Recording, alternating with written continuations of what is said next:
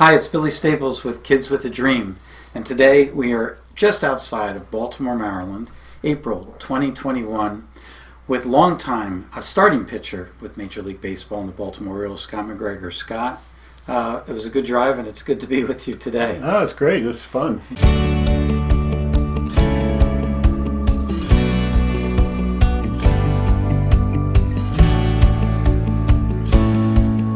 We have this World Series trophy when you guys won in '83.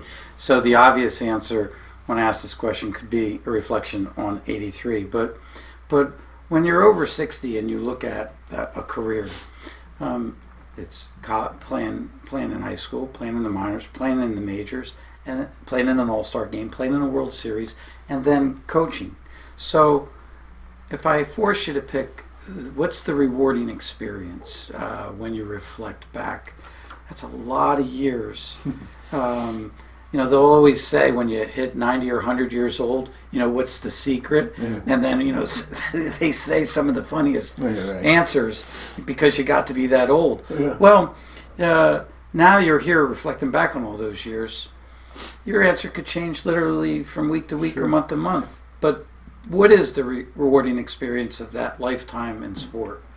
Well, I think the platform that it gives you is very rewarding, because still I'm 67, but my name and what I did, still has an influence on kids and people, and that's kind of neat. And the coaching part, I love the coaching part, but it was a heck of a lot easier to do it than to watch these poor guys try to figure it out. There's times I wanted to go out. Literally, one thing the kids always ask me when I was coaching the minor leagues, what was it that made it? What made you? I said, first and foremost, you got to have the sickest sense of humor because they will wear you out. Because you have to be able to laugh because we flew United charters for years, and Tommy was our pilot, and he used to let us sit up there in the cockpit, very cool, landings and stuff. And so we're flying out to L.A. I'm sitting out there. They got it on autopilot, and we're talking. And he goes, "Mac, you want to know what the definition of flying is?" I go, "Sure, Tom." He goes, "It's hours and hours and hours and hours and hours and hours and hours of boredom broken up by moments of sheer panic."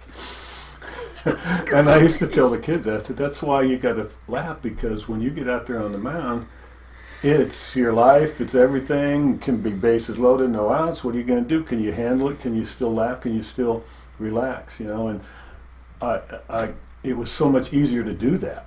I learned how to do that. I learned to, hey, win, lose, or draw. My wife and kids love me. God loves me. So nothing changes. You had it beat.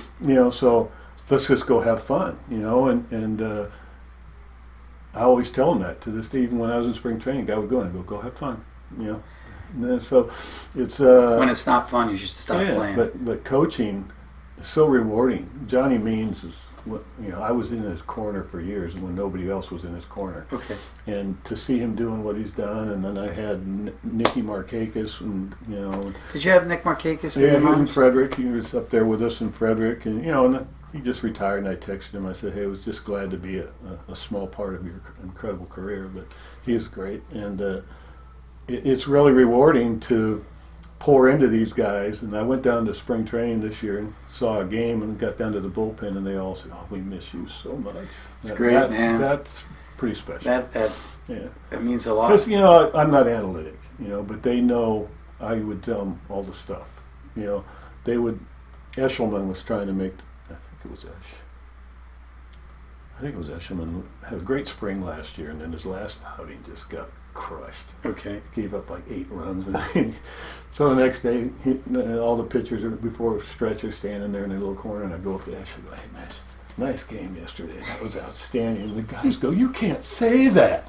I said, Ash goes, "Thank you. I needed that." I go, "Yeah, man, you got to go get them in 5 days. But great job. How'd you throw that pitch, I do that stuff all the time because that's what we did to each other.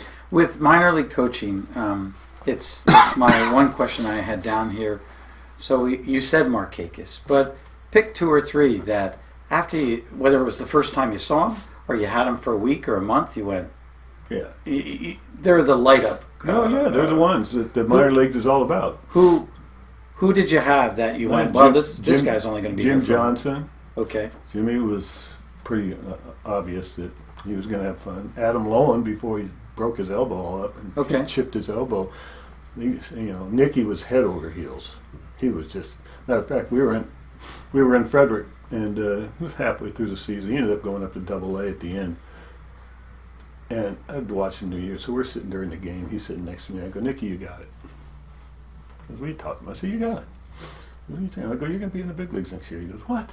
I go, Nick. It's great. Sure enough, next year he forced his way on there. He just got finished playing now. He goes, how'd you know that? I go, Nick. When you've seen enough. He would sit there and tell me, okay, Mac, this guy pitching tonight, he would go through our lineup and say what each guy was going to do. Really? Yeah, this guy can't hit this guy. Well, I go, what are you going to do? I'm going to hit one over there, and I'm going to hit one over here. Come It'll be interesting in time, right, to see if he goes back where he gets joy in coaching. You always wonder who will get the joy. He's going to kill every animal he can find. He's a hunter. Bow and gun? Oh, you're saying, I'm sure. Really? Yeah.